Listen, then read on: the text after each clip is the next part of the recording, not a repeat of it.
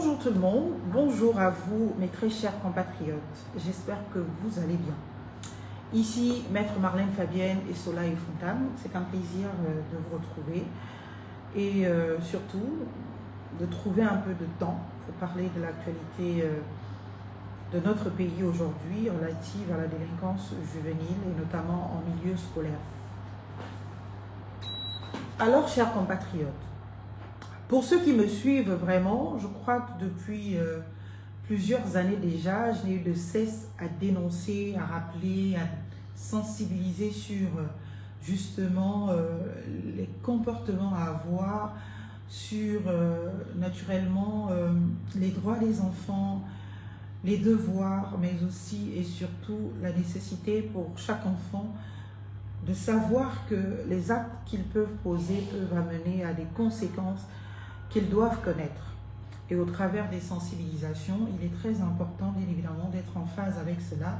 Et cela nous permet de créer un environnement de confiance, de sécurité et surtout qui nous empêche de rentrer dans des travers qui malheureusement peuvent être très regrettables non seulement pour la vie de ces enfants, mais aussi pour la vie de la nation tout simplement, parce que la vocation de tout État sérieux, normalement constitué, c'est de créer, c'est de fabriquer, c'est de construire des citoyens qui demain seront en capacité de prendre le relais, qui demain seront en capacité naturellement de prendre la responsabilité de conduire à la destinée des vies de plusieurs de nos compatriotes et donc des générations futures.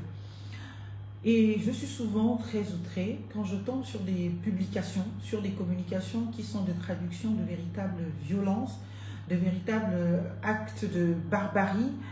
Et cette année, surtout, nous avons fait face à de nombreuses difficultés avec nos jeunes dans les établissements, que ce soit les établissements publics, que ce soit des établissements privés, les établissements de confession religieuse même parfois, parce qu'il vous souviendra cette actualité qui a fait la une dans notre pays relative à l'incident de jeunes au lycée Immaculée Conception.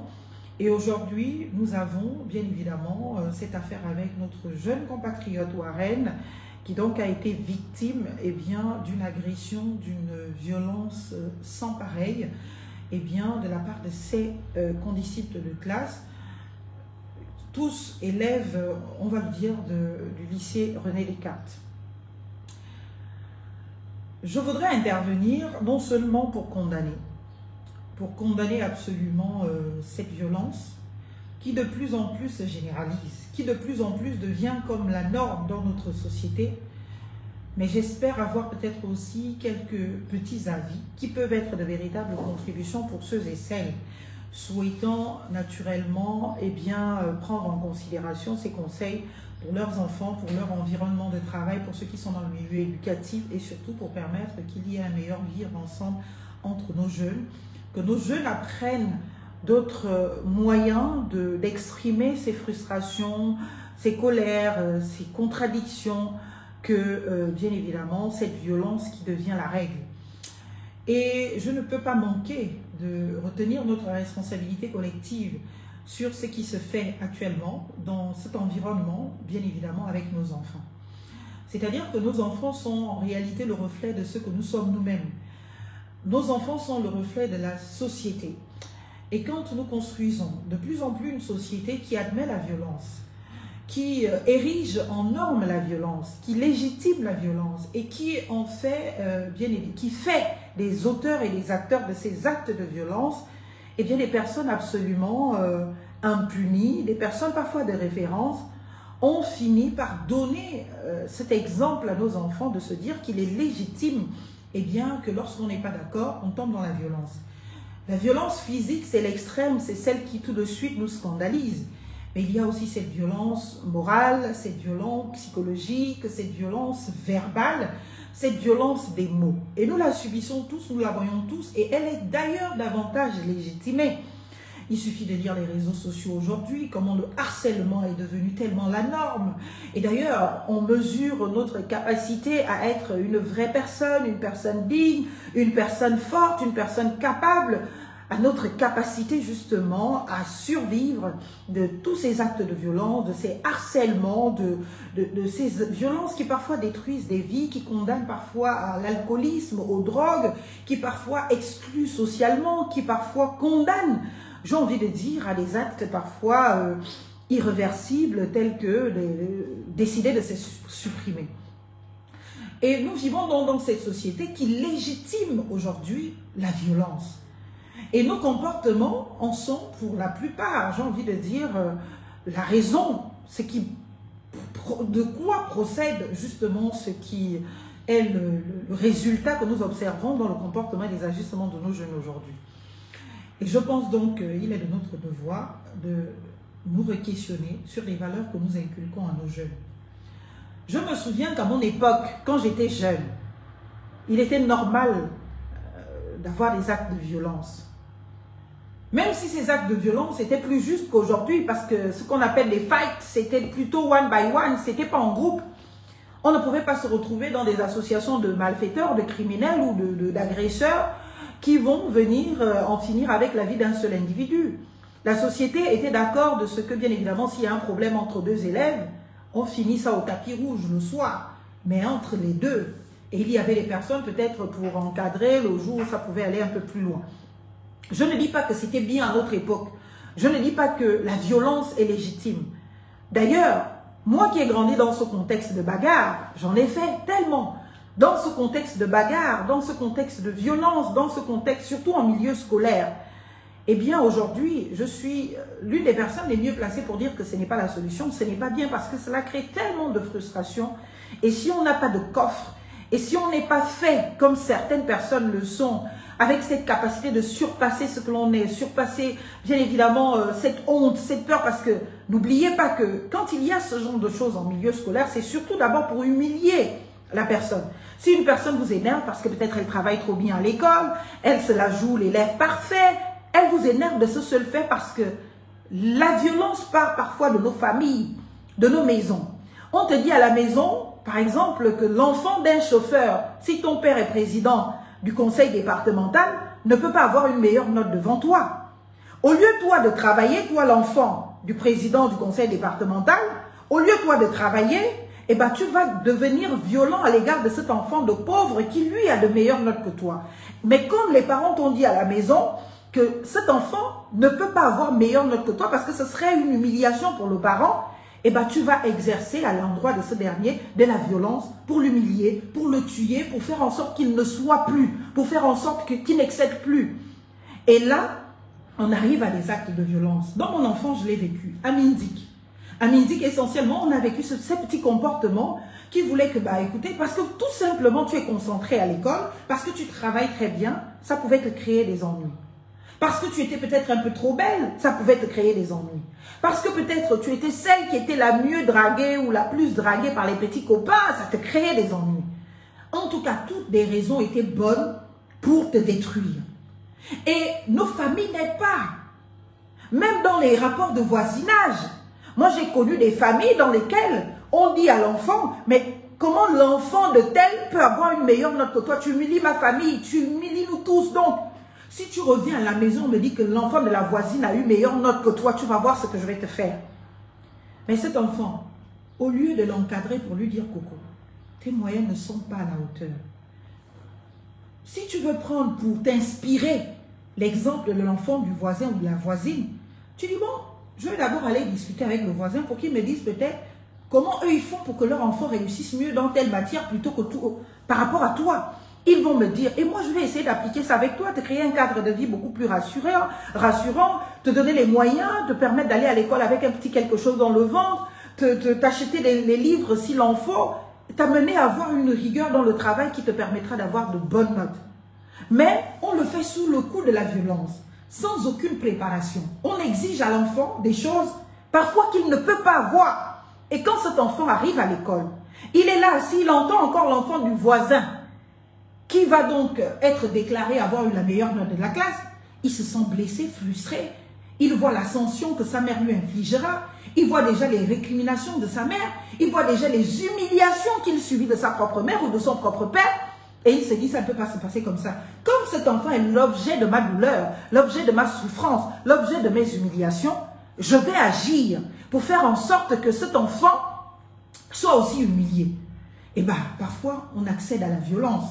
On décide d'humilier cet enfant, on va le frapper, on va s'entendre avec ses copains, on va organiser des guet-apens, on va organiser des bagarres pour humilier l'enfant, peut-être parce que s'il est trop humilié, il ne pourra plus trop faire le malin en classe. Moi, j'ai connu des jeunes et des enfants qui eux-mêmes avaient l'obligation de ne pas terminer un devoir.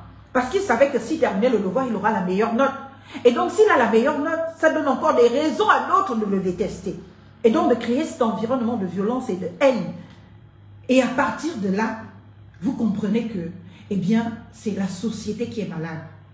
Nous, parents, nous devons apprendre à nos enfants que l'effort, c'est bien. Mais l'effort ne s'impose pas. Le résultat positif à l'école ne s'impose pas. Le résultat positif à l'école, ça entretient, ça prend. Quand on entend que les raisons qui amènent les enfants à s'entretuer dans une extrême violence telle que celle vue dans les vidéos, sont telles que, bah oui, il a dragué ma copine, il a dragué ma prétendue, je ne comprends pas trop. Mais ça veut dire qu'à la maison, on n'a pas appris à cet enfant l'amour de lui-même, la confiance en lui. On n'a pas appris à cet enfant de se défendre autrement, de s'expliquer. Nous avons, nous parents, la responsabilité d'éduquer nos enfants dans leur amour propre, dans la confiance en eux. Mais nous avons malheureusement la culture dans notre pays, en Afrique en général, d'humilier nos enfants. Nous ne le considérons pas comme ça. Nous pensons que nous voulons les rendre forts. Alors que chaque jour, nous les humilions. Tu n'as pas honte. Ton ami est mieux que toi. Tu n'as pas honte. L'enfant du voisin est mieux que toi. Peut-être l'enfant a tellement entendu cela. Et quand cet enfant se rend compte que là où il pensait avoir conquis un cœur, cette personne se retrouve intéressée aussi par le même cœur. Et comme sa maman, son papa, son oncle, sa tante, sa cousine, sa soeur lui a déjà dit à la maison que cet enfant est mieux que lui, il se dit, bah non, là encore il va me doubler parce qu'il est tellement mieux que moi que ce qu'il est en train de commencer, la draguer seulement celle qui m'intéresse, va finir par l'accepter parce qu'il est peut-être plus intelligent, il est mieux que moi, alors là je ne peux pas laisser faire, je vais lui montrer que je suis un garçon, je vais lui montrer que je suis un homme. Et c'est comme ça que la violence intervient. Et c'est comme ça que bien évidemment on a envie, bien évidemment d'en découdre. Et ce ne sont pas des choses acceptables, chers compatriotes. Dans ce qui arrive à nos enfants, la crise de cette délinquance qui devient de plus en plus généralisée, juvénile, eh bien, procède de nous parents. Et nous avons aussi ces parents qui ont dans leur éducation, l'autre ne peut pas te regarder de travers, il faut montrer que c'est toi le chef, tu le tabasses. L'autre ne peut pas prendre ce qui est à toi, il faut montrer que c'est toi qui commandes, tu le tabasses. L'autre, vous voyez, chers compatriotes, voilà comment nous élevons nos enfants. J'avoue que, personnellement, il m'est arrivé d'être en grande difficulté avec mon fils, qui a 11 ans. En grande difficulté, pourquoi? Parce que souvent, moi qui ai cette éducation absolument gabonaise, quand il revient à l'école avec une blessure sur le visage, tout de suite j'ai envie de lui dire, mais pourquoi tu n'as pas rendu? Est-ce que tu as rendu? Mais il te dit, non maman, je ne peux pas rendre, parce que si je rends, je serai aussi punie, et en plus je commettrai aussi la même bêtise que l'autre. Mais moi, j'ai envie de... Je ne le conçois pas dans mon âme. Parce que dans mon âme, c'est action-réaction, c'est... Non. Un enfant comme toi ne peut pas te blesser et tu laisses. Un enfant te blesse, tu blesses. C'est comme ça qu'on nous a éduqués. On a grandi un peu dans cette jungle-là. On résolvait nos problèmes ainsi. Mais aujourd'hui, avec mon fils, parfois, cette manière de faire et de penser vient jusqu'à dans ma tête. Et je n'arrive pas à argumenter. Dès qu'il m'a posé son avis, j'ai dit, ben alors, c'est quoi toi ta proposition? Quand c'est comme ça, bah, j'alerte le personnel de l'école. Et quand j'alerte le personnel de l'école, en tout cas, les parents de l'enfant sont convoqués, l'enfant lui-même est convoqué. Ils font bien évidemment tout le travail qui est nécessaire. L'enfant peut être blâmé, il peut être bien évidemment puni. Et si l'acte est très grave, on peut aller même jusqu'aux poursuites pénales avec toute la justice relative à l'enfance. Ça se fait. Maman, je ne vais pas devenir criminel parce que quelqu'un est criminel. Je dis, mais tu dois te défendre. Mais il dit, oui maman, je dois me défendre. Mais je n'ai pas été en capacité. Si c'est un combat à la régulière, parce que mon fils, il pratique les armes depuis qu'il a, je crois, 3 ans. il fait du judo, il fait du kickboxing, donc il est régulier dedans, il a des ceintures, donc il peut se défendre. Mais pour se défendre, c'est pas quelqu'un te prend par surprise, il te donne un coup, il court. Tu vas courir derrière lui pour essayer de l'attraper pour rendre le coup. Là, tu n'es plus dans la légitime défense. Et ils le savent parce qu'ils sont éduqués à cela à l'école. On leur enseigne cela. Et moi, je suis désagréablement surprise de découvrir que René Descartes, qui est une école censée être française, je crois, règne là-dedans une telle violence. Alors que les valeurs de la République sont censées être enseignées dans ce genre d'école. Si c'était nos écoles d'Atvintos qu'on sort, là, on se condamnerait nous-mêmes. On se dirait, mon Dieu, on est encore dans notre triste tropique, on ne s'en sort pas, on n'arrive pas à éduquer nos enfants. Le personnel que nous avons n'arrive pas à inculquer les valeurs de la République, les droits de chaque être humain, de chaque enfant, mais aussi les devoirs. N'arrive pas à sensibiliser sur les conséquences des actes que nous posons en tant qu'enfants lorsque nous vivons en communauté, lorsque nous sommes en interconnexion avec les autres. Mais là, c'est une école française, je crois bien, René Descartes. Et donc, où on y a généralement les enfants des grands, c'est-à-dire les enfants de toute la crème gabonaise, tous ceux qui ont de l'argent. Mais ces enfants doivent être mieux éduqués que les enfants des bas quartiers. Parce qu'eux, ils ont tout le confort possible. Ils sont dans les meilleures écoles, ils ont droit à la meilleure éducation. Pendant que nos enfants dans les quartiers sont dans la précarité, sont dans la difficulté. Eux, ils ont un cadre de vie qui ne leur permet pas de se retrouver dans les difficultés de cette nature. Mais si cela arrive, ça veut dire quoi? À la maison, il y a des problèmes. Ça veut dire qu'à la maison, on n'a pas le temps d'éduquer nos enfants. Ça veut dire qu'à la maison, on n'a pas le temps de leur inculquer des valeurs. On n'a pas le temps de les rassurer. On n'a pas le temps de leur dire qu'ils comptent, que ce sont des valeurs, que ce sont des intelligences et que ce sont des personnes qui demain peut-être pourraient aspirer à gouverner ce pays. Et quand nous, en tant que citoyens gabonais, nous nous comportons en tant que dirigeants de ce pays, mais de manière absolument, j'ai envie de dire, peu recommandable. C'est vrai que nos enfants peuvent se dire, ils peuvent être délinquants jeunes et finir demain président de la République, ministre, je ne sais pas trop quoi. Donc il y a un devoir d'exemplarité de notre part, nous tous, collectivement. Parce qu'il y a l'éducation de la famille, il y a aussi l'éducation de la société. Et on ne va pas se mentir, nos enfants ont accès aux réseaux sociaux. Nos enfants connaissent tout ce que nous faisons. Ils ont accès au téléphone. Et dans ces téléphones, ils y trouvent de tout. Les actes de violence, cette violence qui est légitimée parfois dans les chansons, cette violence qui est parfois entretenue, et cette violence que nous félicitons, nous chantons, nous banalisons. Nous banalisons parce que quand on en vient à sacraliser une violence, à la légitimer, à en faire une expression de joie, de satisfaction, de contentement, eh bien, cela donne un message à nos jeunes pour dire que c'est bien d'être un bandit, c'est pas bien d'être un sage. Et dans toutes les écoles du monde, que ce soit en France ou au Gabon, on a bien ce problème. Quand tu es trop le bon élève de la classe, tu es en difficulté. On te prend pour une fiotte, une femmelette, quand c'est un garçon. Et donc, très vite, des diminutifs peuvent intervenir, les violences commencent toujours verbalement et elles se terminent par les violences physiques. Et notre responsabilité collective, c'est d'éduquer et de sensibiliser. Peu importe qui sont les acteurs, les auteurs, les parents. Quand un enfant est violent, le premier responsable, c'est le parent. C'est d'ailleurs pour cela qu'en France, les enfants qui sont violents, on les enlève de leur famille. Ils sont envoyés dans les familles d'accueil. Ils sont envoyés dans d'autres familles où on peut essayer de leur offrir attention, considération, intérêt, du temps pour les amener à construire une personnalité acceptable dans une société où l'on vit ensemble. Et qu'ils sortent de ce chemin qui se dessine de criminalité et qui peut malheureusement être totalement préjudiciable à cet enfant, tuer son avenir, tuer son épanouissement et tuer au passage le pays qui se retrouvera avec des citoyens qui ne seront pas en capacité de le défendre, de le protéger, d'incarner quelque chose, d'incarner les valeurs, d'incarner la rigueur, d'incarner le respect de l'autre, le respect de soi. C'est notre responsabilité. Et les parents doivent prendre toute la responsabilité des actes de leurs enfants. C'est vrai que la société tout entière a sa part de responsabilité dans ce qui se passe, mais les parents, personnellement, ont la plus grande des responsabilités.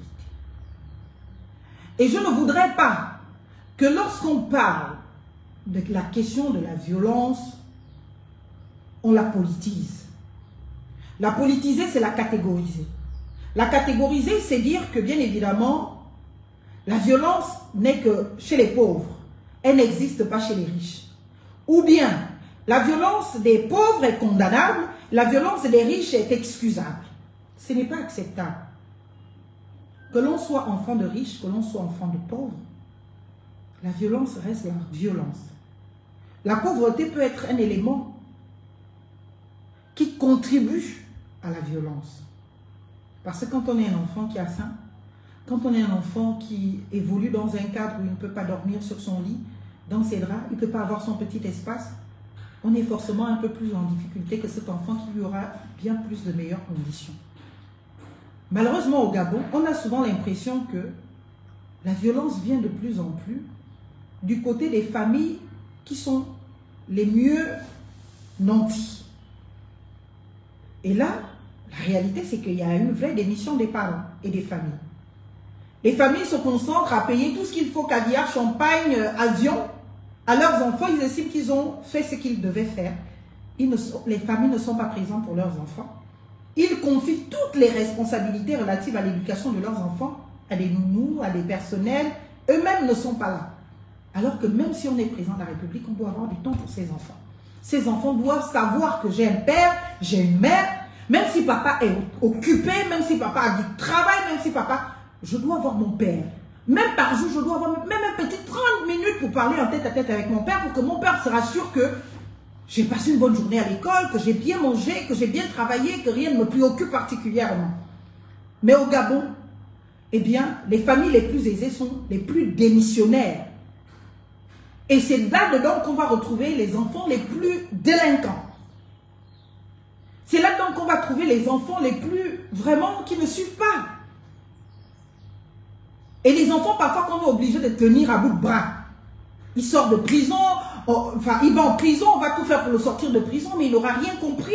Et puis, quand il sort de prison, il va commettre encore d'autres impairs. Papa, maman va encore aller se débrouiller pour le sortir de prison. Voilà comment les gens nantis, en tout cas, c'est ma petite observation, éduquent leurs enfants au Gabon. Et l'État doit agir pour tout le monde.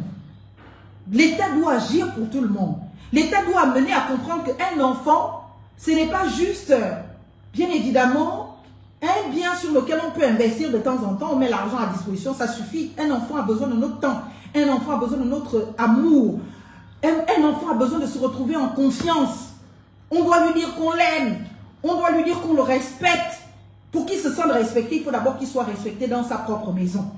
Mais si vous humiliez un enfant tous les jours, bien évidemment que dehors, il est déjà, à l'intérieur, il est frustré. Quand il va dehors, la frustration s'agrandit. La frustration s'agrandit. C'est pour cela qu'il est important que l'État prenne ses responsabilités dans l'éducation de nos enfants. En éduquant les parents, en sensibilisant les parents, en reconvoquant les parents à prendre soin de leurs enfants, à prendre du temps pour ces enfants. On ne fait pas des enfants parce que juste j'ai envie de dire que je ne suis pas stérile ou j'ai envie de dire que j'ai une descendance. On fait des enfants parce qu'on a envie de leur transmettre quelque chose. Ce n'est pas une question d'argent. Je fais des enfants parce que j'ai de l'argent, non. Je fais des enfants parce que j'ai envie d'avoir une suite. Une suite qui incarne mes valeurs, une suite qui me ressemble, une suite qui sera même mieux que moi, qui sera de véritable contribution à la société dans laquelle nous vivons. Et pour que cette suite soit, il faut que je sois derrière, il faut que j'inculque les valeurs, il faut que j'enseigne les interdits, il faut que j'enseigne la notion de la responsabilité, la notion du risque, la notion des conséquences des actes. Et que ce n'est pas parce que papa est président que je peux aller tuer l'enfant du voisin et puis je me dis c'est papa qui est président, donc franchement, on ne va rien me faire. Parce que de toute façon, mon père est président, rien ne m'arrivera, non. Si on pense comme ça, c'est que le papa a laissé penser comme ça. C'est que le papa lui-même s'est souvent comporté de manière, je ne sais pas, absolument illégale devant les enfants. Papa a frappé maman, bah, maman ne peut pas aller. partir du mariage parce que de toute façon, papa a l'argent, papa a le pouvoir, papa a la puissance et maman ne peut pas partir non plus parce que malheureusement, eh bien, si elle essaye de partir, papa a les moyens de la faire taire, de la réduire au silence, de la tuer, de la envoyer en prison, d'inventer quelque chose. Mais les enfants qui grandissent dans cet environnement, qui ne sont même pas élevés par leurs parents, qui sont élevés par les nounous à gauche et droite, sans même avoir ne serait-ce qu'un petit tête-à-tête avec son propre enfant, regarder ton enfant dans les yeux, lui faire un bisou sur le front avant de dormir, parler avec cet enfant, écouter ses frustrations, écouter, parce qu'à chaque étape de la vie d'un enfant, il y a des périodes de frustration, d'extrême vulnérabilité. Il faut être là pour cet enfant. Et dans notre pays, on a failli. Et de plus en plus, nous avons failli. Et je me rends compte que cette violence, elle vient de nous. Cette violence vient de nous. Donc nous devons prendre nos responsabilités. Et la justice doit prendre toutes ses responsabilités. Nous avons l'opportunité d'avoir un code de l'enfant dans ce pays. Il faut que nos enfants sachent que ce n'est pas parce qu'ils sont enfants ou parce qu'ils sont jeunes qu'ils sont irresponsables de leurs actes. Et si on s'en tient à leur classe, ils sont pénalement responsables. Et le code de l'enfant prévoit, donc toutes ces dispositions ici, les conditions de l'enquête. Entre 13 et 15 ans, on est déjà pénalement responsable au Gabon. Même si on a moins de 18 ans. Entre 13 ans et 15 ans, on est pénalement responsable. On peut même être détenu préventivement. C'est-à-dire qu'avant jugement, c'est 5 mois pour les délits et c'est 8 mois pour les crimes prolongeables en ce qui concerne les crimes, une fois pour 6 mois. Donc ce qui fait un peu plus d'1 an. Voilà la réalité.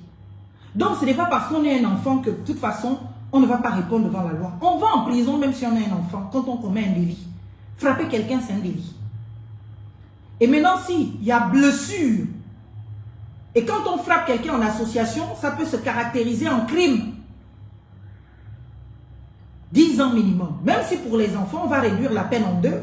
Au lieu de faire 10 ans, on va dire 5 ans. Donc, on va vous juger sur la base de 5 ans. Pour les enfants de 13 à 15 ans. Mais, est-ce que vous vous rendez compte? Vous êtes en seconde, vous êtes en première. Que vous pouvez aller faire 5 ans de votre vie en prison. Votre vie, elle est foutue. Et j'encourage les parents à prendre leurs responsabilités.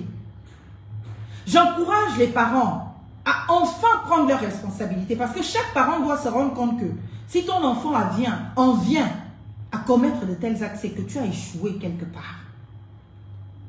C'est que tu as accordé du temps à autre chose qu'à ce qui semble plus important pour toi. Parce que personne n'est obligé de faire un enfant. On ne fait pas les enfants parce qu'on a l'argent, on en jette dans toutes les familles, tac, tac, tac. On fait un enfant parce que on en a l'amour, on en a la volonté, on en a le temps, on en a l'intérêt. Et cet enfant doit savoir que j'ai un père, j'ai une mère. Et quand on n'a pas de père et de mère, j'ai au moins un parent qui s'occupe de moi, qui prend soin de moi, qui me donne ce qu'il faut, qui a du temps pour moi. Au Gabon, nous pensons que tout se résume à l'argent. Donner de l'argent, lui, j'ai envoyé l'argent, lui, j'ai payé les médicaments, lui. Ça, non, un enfant a besoin du temps de ses parents. Même si papa ne peut pas avoir toute une journée pour toi, 2 heures de temps pour toi, même si c'est 5 minutes, il faut qu'il y ait ce tête-à-tête entre papa et cet enfant. C'est 5 minutes de confiance. C'est cela, la République que nous voulons.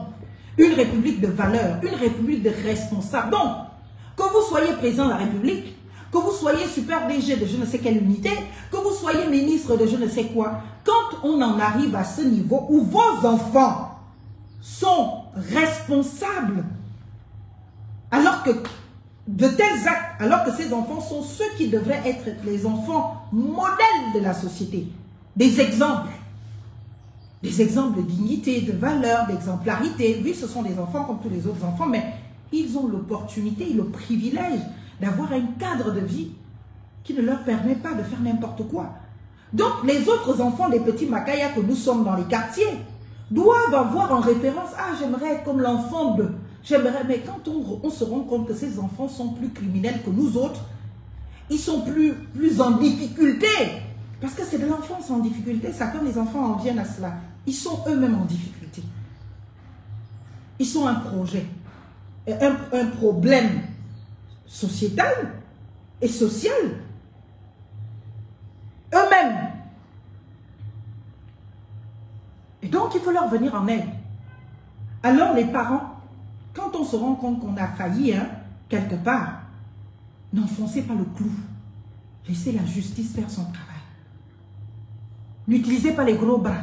N'utilisez pas vos moyens parce que vous n'aiderez pas cet enfant. Parce que quand vous faites, et on a des exemples légion dans ce pays, que l'enfant tue quelqu'un, il fait un accident, boum, il tue comme à l'UOB, ça s'est passé. Boum, tu tues l'enfant d'autrui. Au lieu que tu sois présenté devant les juridictions, au lieu que tu répondes de tes actes conformément à la loi, on t'extirpe de là, on va te cacher en France, on va te cacher aux États-Unis. Mais cet enfant, lui, que vous essayez de protéger en le cachant partout là, il n'oublie pas ce qu'il a fait. Il n'oublie pas la clameur publique. Il n'oublie pas les traces qui sont sur les réseaux sociaux alors qu'aujourd'hui nous sommes à l'ère du numérique. Il n'oublie pas la honte de son acte. Même si vous partez l'installer dans un château de maison blanche, l'enfant va vivre chaque seconde, chaque jour le cauchemar de son acte. Et le caractère impardonnable de sa soustraction à répondre des conséquences de cet acte. Et ça détruira cet enfant. Et c'est comme cela que vous finissez souvent avec les enfants qui sont très drogués, qui sont obligés de se droguer H24 parce qu'ils n'arrivent pas à faire face à l'acte qu'ils ont commis. Et comment vous, parents qui étiez censés le protéger, qui étiez censés lui faire comprendre la gravité, la dangerosité, la difficulté de l'acte commis, comment vous l'avez protégé. Vous le protégez et vous le détruisez en même temps. Parce qu'en réalité, vous ne le protégez pas. Vous le détruisez. Parce que cet enfant n'aura plus jamais une vie épanouie. N'aura plus jamais une vie dont il aurait rêvé. Il n'y aura plus de projet de vie, il n'y aura plus rien. Vous allez finir votre argent à payer des hôtels, à payer des personnels de maison pour s'occuper de votre enfant. Mais votre enfant intérieurement sera détruit. Si ce n'est pas un asile psychiatrique qui finit par là, c'est un suicide qui finit par là. Je dis encore, on en a des exemples dans ce pays. Et ces exemples sont légion. De ces enfants du système, que le système a voulu protéger à tout prix alors qu'ils ont commis des impairs graves. Des impairs desquels ils pouvaient sortir si on avait accepté de respecter le cadre juridique qui est en vigueur. Si on avait accepté de les accompagner à comprendre la dangerosité, la gravité de l'acte qu'ils ont commis. Si on les avait accompagnés dans cette réinsertion sociale qui fait que la réparation du tort qui est fait à la société, que tu comprennes la gravité de l'acte que tu as commis et que tu te retrouves naturellement dans le respect de l'ordre. Et on te réinsère socialement. Tu as payé le tort que tu as causé à la société. Tu as réparé le préjudice que tu as causé. Même si tu as tué quelqu'un même, il y a des mécanismes de réparation de ce préjudice qui sont prévus par la loi, par le code pénal. Et quand tu sors de là, même la société te pardonne. Tu as la chance de te réinsérer. On sait que lui, il a payé le tort fait à la société. Lui, il est allé en prison. Lui, il a tué. Lui, il a agressé. Il est allé en prison. Il a compris. Il s'est amendé. Et il ne va plus jamais recommencer. Et c'est là où revient la réinsertion sociale. Et même pour cet enfant, pour cette personne, elle se dit, ah mon Dieu, je suis restaurée. Tu ne vas pas te sentir honteuse. Tu ne vas pas te sentir impossible de vivre. Donc, chers parents, aussi puissants que vous puissiez être, s'il vous plaît, apprenez à aimer vos enfants. Et aimer vos enfants, ce n'est pas les soustraire à répondre à la réponse qu'ils doivent avoir face à leurs actes. Ce n'est pas les amener à une exonération de leurs responsabilités. C'est justement les accompagner dans la compréhension de la gravité de ce qui a été fait. De les amener à faire confiance et à se traduire en justice et accepter que la justice fasse son travail et si les condamnés, à comprendre l'objet des condamnations et à accepter le châtiment du fait de ces condamnations. Et pendant tout le processus de prison, d'incarcération, eh bien, trouver à s'amender soi-même, trouver à se réparer soi-même, trouver justement à se réinsérer socialement. Donc, s'il vous plaît, aimez vos enfants. Parce que ce sont nos enfants aussi. Ce sont des Gabonais. Ce sont des citoyens gabonais. Il n'y a pas à opposer qui que ce soit. Il y a à respecter notre obligation face à nos enfants. Cette obligation qui nous oblige à leur offrir la meilleure des éducations. À les amener à comprendre que les actes qu'ils posent peuvent avoir des conséquences graves, dommageables et parfois irréversibles. Et à se dire que ce n'est pas parce que papa est ministre, papa est président, papa est colonel, papa est général, que j'ai le droit de commettre des impairs. Au contraire, quand je suis le fils ou la fille d'un président de la République, quand je suis le fils ou la fille d'un ministre de la République, d'une autorité quelle qu'elle soit, j'ai un devoir d'exemplarité dans ma manière de me tenir, dans ma manière de me conduire, dans ma manière de me présenter aux autres, dans mon rapport aux autres. Parce que cela traduit de la personnalité réelle de mon père, de ma mère. Cela traduit de la valeur réelle de mes parents. Parce que comment cela peut rassurer des citoyens d'avoir des généraux, des colonels, des ministres, des présidents dont les enfants sont des criminels, ou dont les enfants sont des délictuels, ou dont les enfants ne respectent pas leurs prochains, leurs concitoyens. Ça ne nous rassurera pas. Puisque en cela nous trouverons l'exemple et en cela nous légitimerons ce type de parents et ce type de rapport. Et donc, nos enfants aussi devront être des criminels, des délictuels. Parce que l'exemple de ceux qui sont censés, eh bien, nous conduire dans le sens des valeurs, nous tirer du bas vers le haut, est que bien évidemment, on ne respecte pas les autres. On ne discute pas. La contradiction n'est pas admise.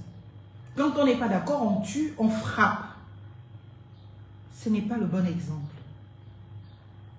Alors, chères autorités, toute personne responsable de l'un des acteurs de ces actes d'une barbarie insoutenable contre le jeune Warren, qui que vous soyez, peu importe le poste que vous occupez dans la République, prenez vos responsabilités de père d'abord ou de mère.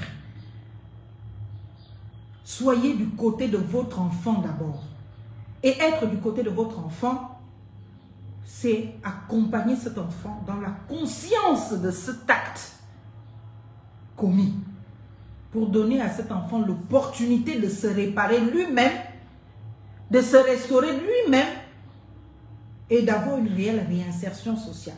Sinon, cet enfant va finir, malheureusement, eh bien, très mal. Voilà une opportunité offerte. Peut-être si vous avez manqué à la maison, de constater quelle était devenue la personnalité de votre enfant. Quelle était devenue, qui est finalement votre enfant, parce qu'à la maison, les enfants peuvent aussi bien cacher leur comportement, jouer les petits mignons gentils. Mais voilà l'opportunité de savoir qui sont réellement vos enfants. Et ne gâchez pas cette opportunité. Saisissez-la.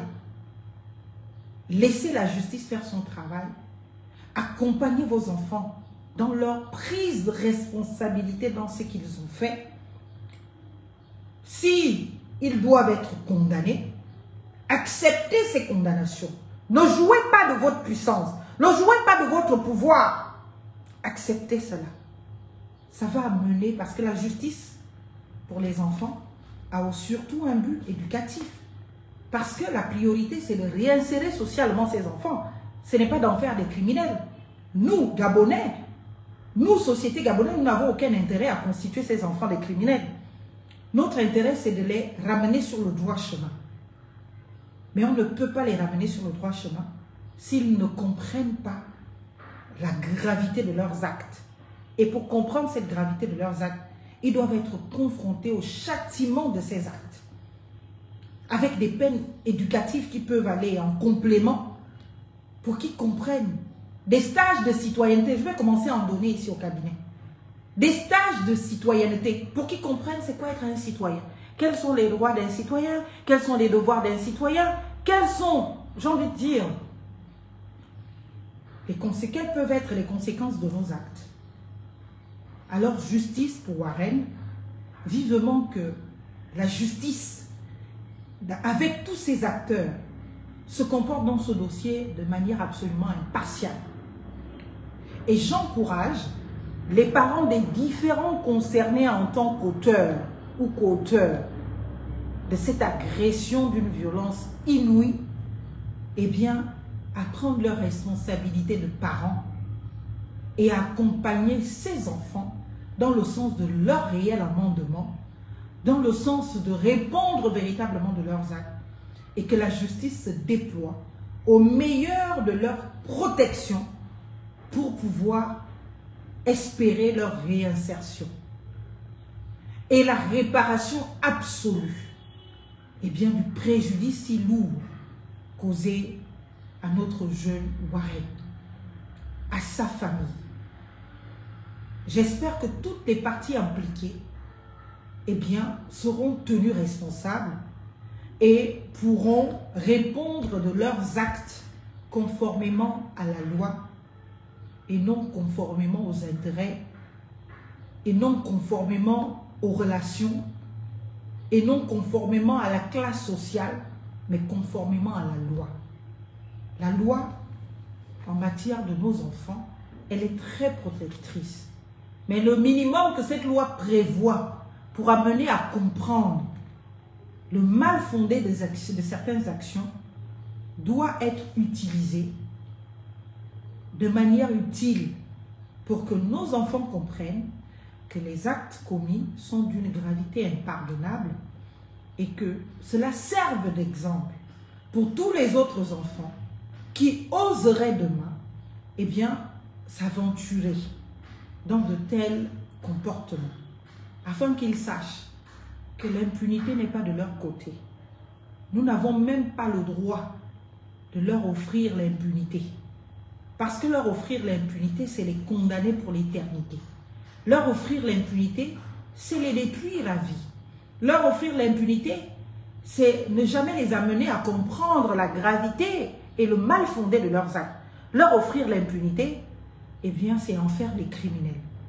Et nous, en tant qu'acteurs de la société gabonaise, qui nous permettons des expressions, en tant que citoyens, qui donc estimons avoir une conscience ou un intérêt à parler des problèmes de notre pays, eh bien, nous décidons, moi j'estime qu'il est absolument impensable de condamner cette jeunesse, tant pour la victime que pour les auteurs.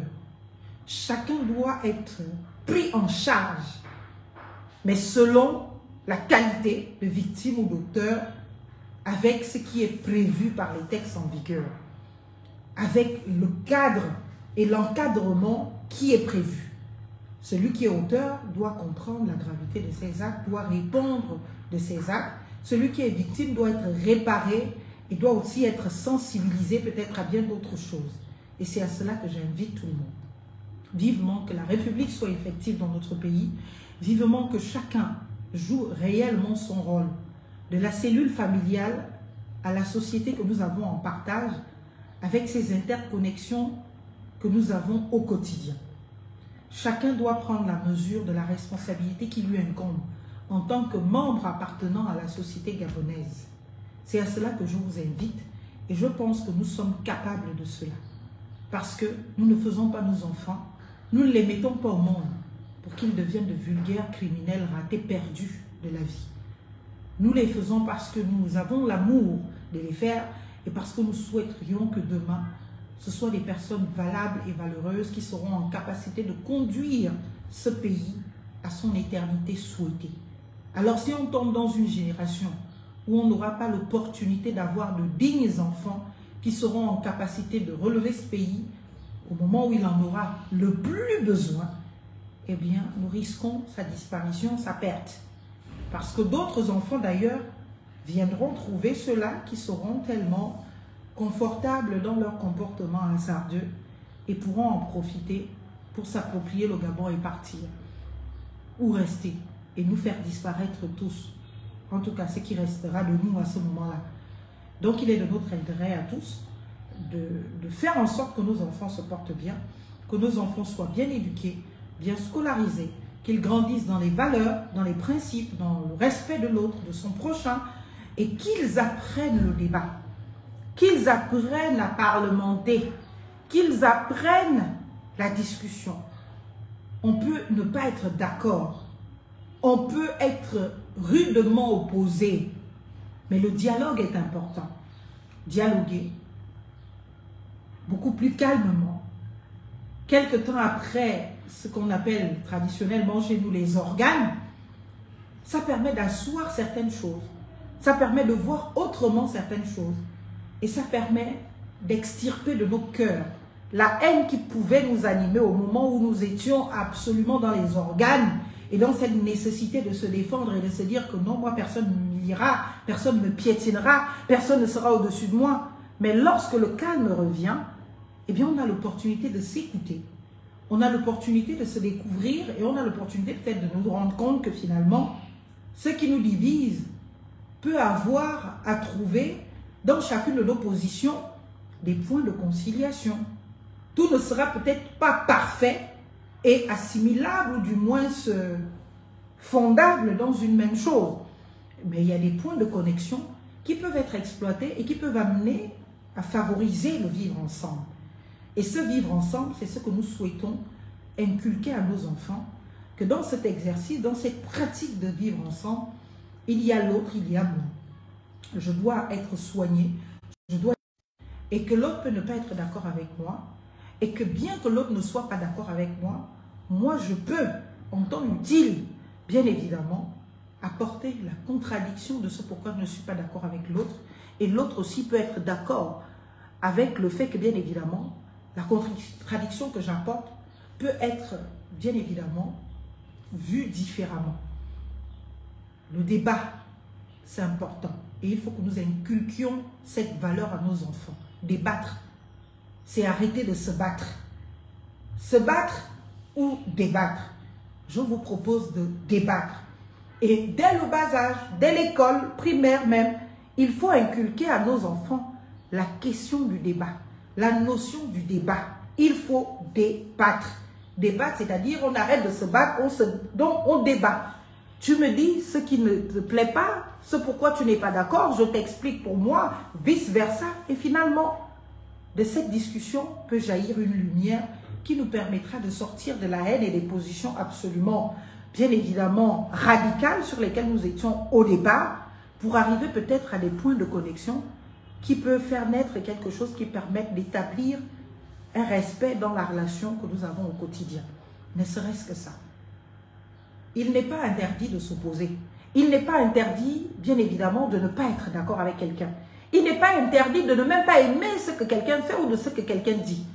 Mais il est fondamentalement, bien évidemment, primordial de savoir que ma liberté s'arrête là où commence celle de l'autre. Et si l'expression de ma liberté est préjudiciable à l'autre, j'ai le devoir et l'obligation de l'entendre. Et si j'ai l'opportunité de discuter, de débattre de cela avec l'autre, je dois être à cette disposition. Et cette disposition contribuera naturellement au vivre ensemble. Voilà ce que je voulais vous dire. Donc beaucoup de courage à tout le monde. Vraiment beaucoup de courage à la famille de la victime. Beaucoup de courage aux parents et bien les auteurs et co-auteurs. Parce que là, bien évidemment, vous allez devoir choisir entre la superpuissance dont vous disposez pour certains et votre serment pour d'autres.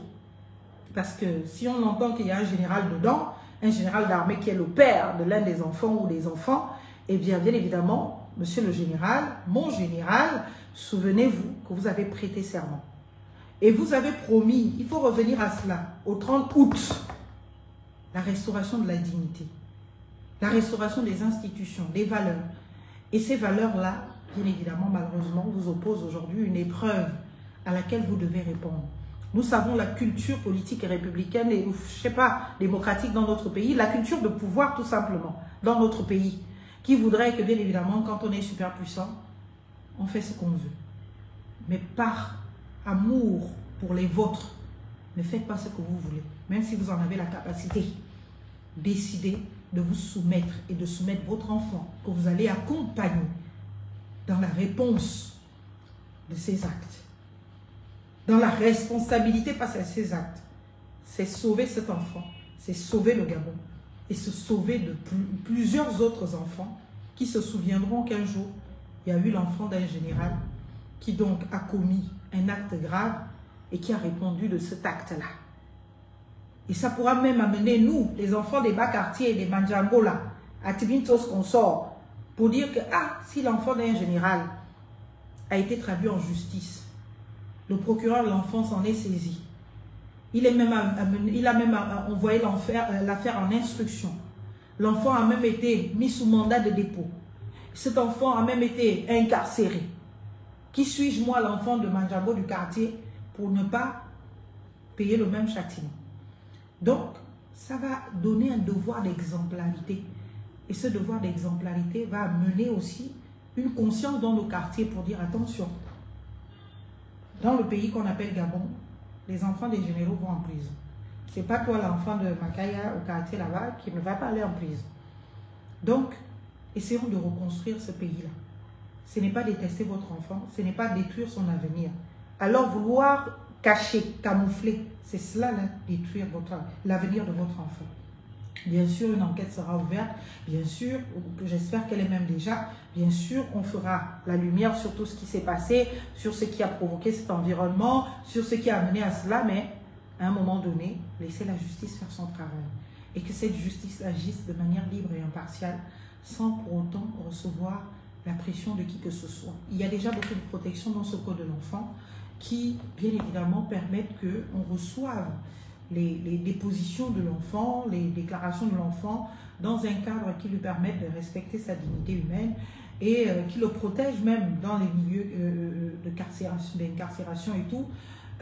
Il faut laisser la justice faire son travail. Et vous, être là pour accompagner ces enfants, pour qu'ils répondent de leurs actes, pour les sauver, parce qu'on en aura besoin demain. Ce sont des citoyens de demain. Nous n'avons pas l'ambition de les détruire aujourd'hui, parce que si nous les détruisons, nous détruisons le Gabon. Et nous ratons l'opportunité que demain, nous ayons des gens valeureux qui nous succèdent. Et aujourd'hui, cette responsabilité vous incombe. Et elle nous incombe à tous, acteurs de cette société gabonaise, pour que, bien évidemment, les violences cessent. Chers jeunes, la violence, ce n'est jamais la solution. Au contraire, la violence, c'est la faiblesse. Au contraire, la violence, c'est la faiblesse. La violence, c'est l'aveu de ses incapacités, de ses frustrations, alors que vous êtes plus fort que ça. Vous êtes plus fort que cela, je pense, parce que j'ai été jeune, et je le suis peut-être encore sans doute, mais plus comme vous. Et je pense qu'il y a bien d'autres manières, bien plus pertinentes, d'exprimer son mécontentement, avec dignité et respect, que de se battre. Parce que je l'ai toujours dit, et c'est ma grand-mère d'ailleurs qui me le disait, paix à son âme, elle m'empêchait de me battre. Moi, j'étais une vraie bagarreuse enfant. Elle me disait que c'était pas bien. Je ne me laissais pas faire. On me provoquait essentiellement, mais je réagissais. Jamais je n'étais celle qui initie la bagarre, mais j'étais toujours prête à répondre. Ok. Demain. J'étais toujours prête à répondre. Et j'en sortais généralement, s'il faut le dire, vainqueur, mais à chaque fois que je revenais d'une bagarre, même quand c'est moi qui avais frappé bien plus fort que l'autre ou gagné, ma grand-mère me le reprochait parce qu'elle me disait, tu sais, à Formant, elle m'appelait Formant. C'est pas bien de se battre. Parce que quand tu te bats, tu perds dans les deux cas. Si c'est toi qui fais mal à l'autre, tu blesses, voilà, tu peux aller en prison. Et si c'est toi qu'on blesse, tu peux finir à l'hôpital. Donc, dans tous les cas, tu es perdant. Apprends à parler. Et si maintenant la personne en face ne peut pas parler, bah écoute, tu pars, fuis, s'il le faut même. Évite la personne. Évite-la au maximum. Parce que dans tous les cas, on ne sait pas ce que la colère peut provoquer en toi, jusqu'à tu vas être tellement énervé et tu vas décider d'en finir avec quelqu'un. Tu vas te retrouver en prison et tu auras mis une croix sur ton avenir et on aura perdu un enfant pour rien. Donc, il faut te maîtriser. Même quand on te provoque, essaye d'éviter. Fais le maximum pour éviter. Quand on te sert la haine, sert l'amour. C'était difficile, je ne l'entendais pas à ce moment-là. Mais au fur et à mesure du temps, au fur et à mesure de ce que j'ai grandi, j'ai compris que c'était la bonne stratégie. Et donc, je vous la recommande aujourd'hui. Chers jeunes, la violence n'est pas la solution. J'espère avoir le temps. Je vais essayer d'organiser avec mes collaborateurs même une semaine de sensibilisation dans les lycées et collèges. Je ne pourrais pas prendre une semaine. Ce que je pourrais faire, c'est peut-être 2 heures par jour dans les lycées et collèges. Donc, je fais 30 minutes par lycée ou par collège pour sensibiliser, lutter contre les violences en milieu scolaire, le harcèlement, les petits noms que vous donnez aux copains, là, c'est tout cela qui amène des violences. Des petits noms que vous donnez, des petits noms dégradants pour humilier les autres. C'est tout ça la violence, le harcèlement scolaire. J'ai fait un mémoire dessus en France, sur le harcèlement scolaire. Donc, c'est des sujets que je maîtrise. Le harcèlement en milieu scolaire, c'est très grave. Et ça détruit tellement d'enfants. Même en France, et surtout d'ailleurs même en France, ça détruit énormément d'enfants.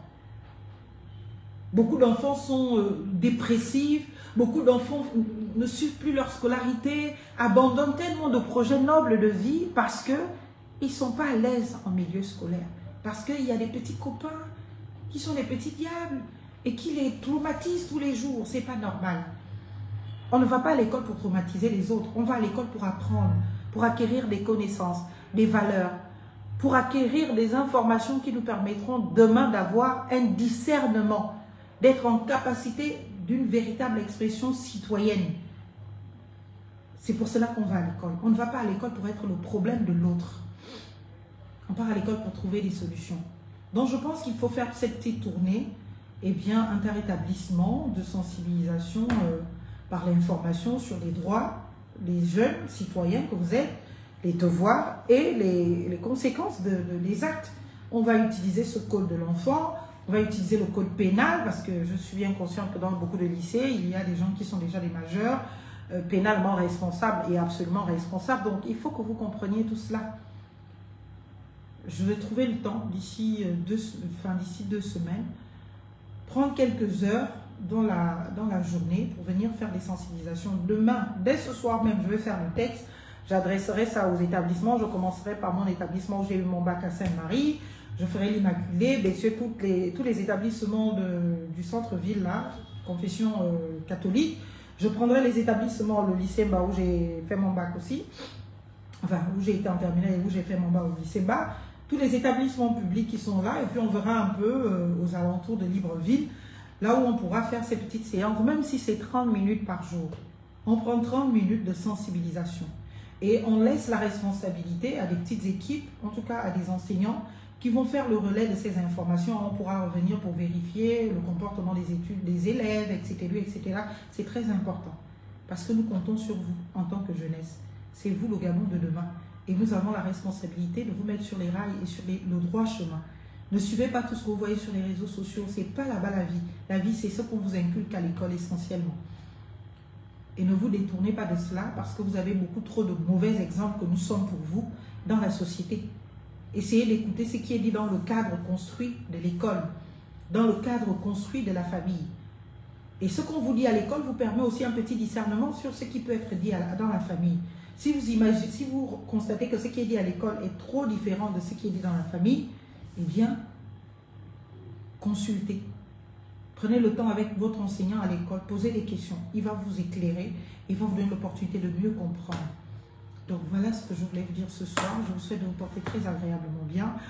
J'espère qu'on se reverra sous peu. En tout cas, je vais mettre en place cette petite tournée parce que je pense que c'est vraiment important de sensibiliser, de lutter contre le harcèlement scolaire, de lutter contre la violence en milieu scolaire, même la violence juvénile, la délinquance juvénile tout simplement, et d'amener nos jeunes à se responsabiliser, à se faire davantage confiance et à se projeter dans cette citoyenneté de demain qu'ils devront, malheureusement pour eux, excusez-moi, incarner parce que c'est vous, le Gabon de demain. Et si vous êtes le Gabon de demain, il vous faut être déjà dans les rails pour être en capacité d'être le Gabon de demain. Et pour cela, il faut correspondre à l'ordonnancement qui est établi pour vous. Voilà ce que je vous ai dit. Alors, vive la République, vive nos jeunes, vive la jeunesse et vivement que, bien évidemment, tout le monde comprenne la nécessité de respecter son prochain, de respecter l'autre, d'éviter la violence, de proscrire la violence et surtout de faire la promotion davantage de la discussion, du débat, de la contradiction. Et ce n'est que comme cela que malheureusement, enfin pas malheureusement, ce n'est que comme cela que bien heureusement, notre pays pourra se porter mieux et que demain nous pourrons être rassurés sur le fait de ce que nous aurons une relève certaine. Et cette relève certaine se prépare aujourd'hui et nous avons, nous, vos aînés, vos adultes, vos parents, la responsabilité de vous accompagner dans ce cheminement-là vers votre prochaine citoyenneté. Vive la République pour que vive le Gabon et surtout pour que vive notre jeunesse. Je vous remercie. Merci.